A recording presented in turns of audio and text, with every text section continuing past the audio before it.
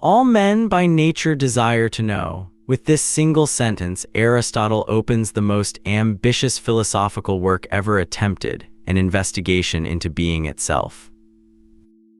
The Metaphysics is not a single book, but a collection of treatises assembled after Aristotle's death and placed, after the Physics, in the traditional ordering of his works. The title Metaphysica became the name of an entire discipline. What Aristotle calls first philosophy asks the question that lies behind all other questions. What does it mean for anything to exist? Aristotle traces the path from sensation to wisdom.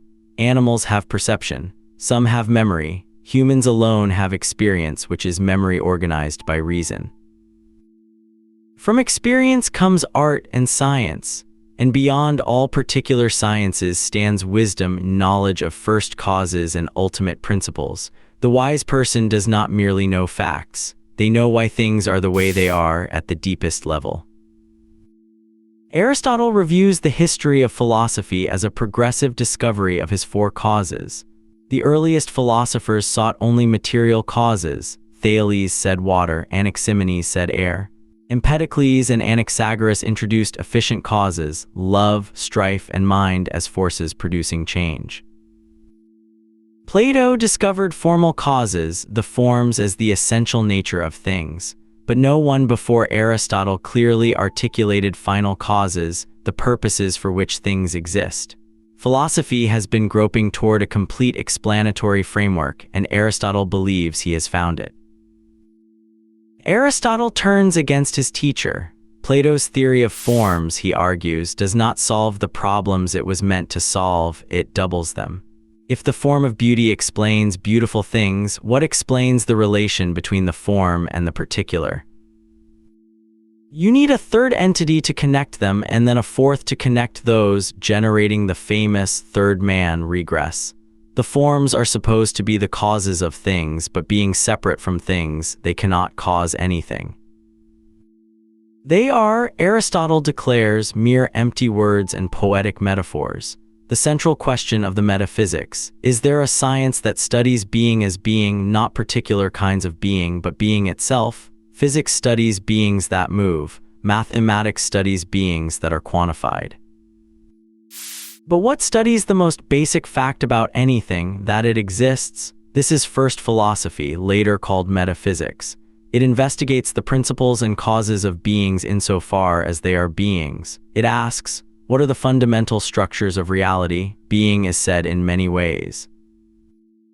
When we say something is, we might mean it is a substance, a horse, a quality white, a quantity 3 feet long, a relation half, a place in the marketplace, a time yesterday, an action cutting, or a passion being cut. These are the categories, the basic ways being can be predicated, but among them, substance is primary. All other categories depend on substance. Qualities belong to substances. Quantities measure substances. Without substance, nothing else exists. What is substance? This is the heart of the metaphysics and the question that consumed medieval philosophy. Aristotle offers several approaches. A substance is what underlies everything else, the subject of all predicates. It is what persists through change, the thing that remains when properties come and go. Most importantly, substance is what something essentially is, not its color, its size, or its location, but its fundamental nature. When you strip away all the accidents, what remains is substance.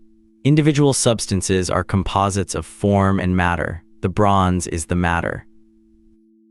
The shape is the form, the bronze statue is the composite. But which of these three is substance in the primary sense? Aristotle argues it is form. Matter by itself is indeterminate, it could be anything. Form is what makes a thing what it is. The form of a human being is the soul. The form of a house is its structural plan. Form is the organizing principle that makes matter into a definite kind of thing. The essence of a thing, it's what it is to be, is captured in its definition. The essence of a human being is rational animal. The essence of a triangle is three-sided plane figure. Essence is not something added to a thing, it is what the thing most fundamentally is. To know the essence is to have genuine knowledge. Everything else, accidental properties, material peculiarities, is secondary. Science is the knowledge of essences. Aristotle introduces the distinction that may be his single greatest contribution to philosophy. Everything that exists has both potentiality and actuality. An acorn is potentially an oak tree. A block of marble is potentially a statue. A sleeping geometer potentially knows geometry. Actuality is the fulfillment of potentiality, the oak growing, the statue carved, the geometer proving theorems. Actuality is prior to potentiality in every sense, in definition, in time, and in being. The actual explains the potential, not the reverse. Why is actuality prior? Because potentiality is always potentiality for some actuality. You cannot understand potentially a house without first understanding what a house actually is. And in the order of being, the actual must come first. An actual human begets a potential human. An actual teacher produces actual knowledge in a potential knower. The ultimate cause of everything must therefore be pure actuality, something fully actual with no unrealized potential. What makes a composite substance one thing rather than a mere heap?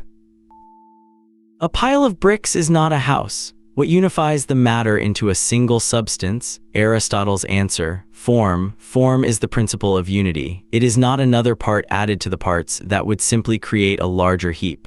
Form is the act of being organized in a specific way.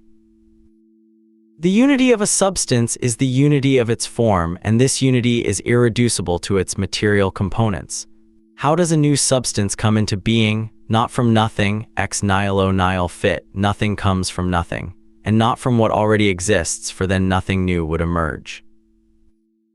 Generation occurs when matter, which potentially has a certain form, actually acquires that form through the action of an agent that already possesses it in actuality. A human generates a human. An artisan who knows the form produces it in matter. Change is always the actualization of a potentiality by something already actual.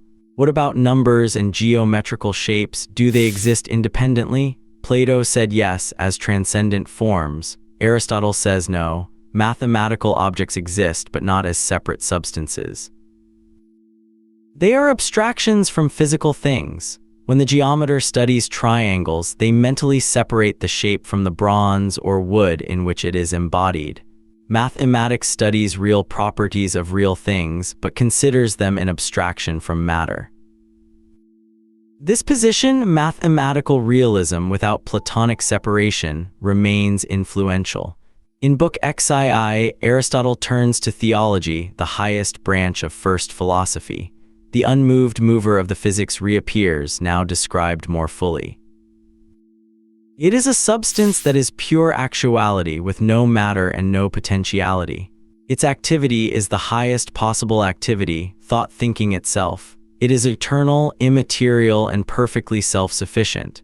It does not think about the world that would make it dependent on something inferior.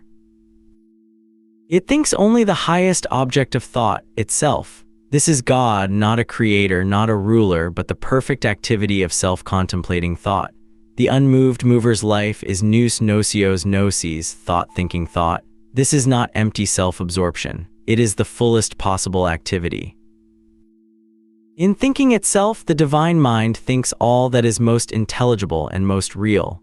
It is the ultimate object of desire for the entire cosmos. The heavens move in imitation of its perfection, striving eternally to emulate its changeless activity through their own ceaseless circular motion. In a remarkable passage, Aristotle argues that there must be as many unmoved movers as there are celestial spheres, either 47 or 55, depending on the astronomical model. Each sphere is moved by its own eternal, immaterial intelligence. The cosmos is governed not by one mind alone, but by a hierarchy of divine intellects, each responsible for the motion of a particular sphere. This celestial theology profoundly influenced later Neoplatonic and Islamic philosophy. Thomas Aquinas saw in Aristotle's metaphysics the greatest achievement of natural reason. He wrote a detailed commentary on the entire work and built his Christian metaphysics on its foundations. Aquinas accepted the primacy of substance, the form-matter distinction, the priority of actuality, and the argument for a first cause, but he radically transformed the system. Aristotle's unmoved mover thinks only itself. Aquinas' God knows and loves every creature. Aristotle's God does not create. Aquinas' God creates from nothing. Aquinas added a new metaphysical principle, the real distinction between essence and existence, that Aristotle never dreamed of, and with it built the most comprehensive philosophical theology the world has ever seen.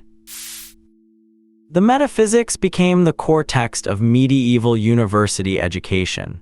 The scholastic movement, Dominicans, Franciscans, secular masters, debated Aristotle's metaphysical principles with an intensity that shaped European intellectual life for 3 centuries. Every question in Christian theology was reformulated in Aristotelian terms. What is the substance of the Eucharist? How does the soul relate to the body? Is God's essence identical with his existence? The metaphysics gave Christian thinkers the vocabulary to ask these questions with unprecedented precision. Aristotle's metaphysics defined the field that bears its name. Every subsequent metaphysician, from Avicenna to Aquinas, from Leibniz to Heidegger, has worked within or against the framework Aristotle established. His questions about substance, form, potentiality, and the ground of being remain the central questions of philosophy. Even those who reject his answers find themselves speaking his language. To do metaphysics at all is to walk in the path Aristotle cleared 24 centuries ago, asking what he asked. What is being simply as being?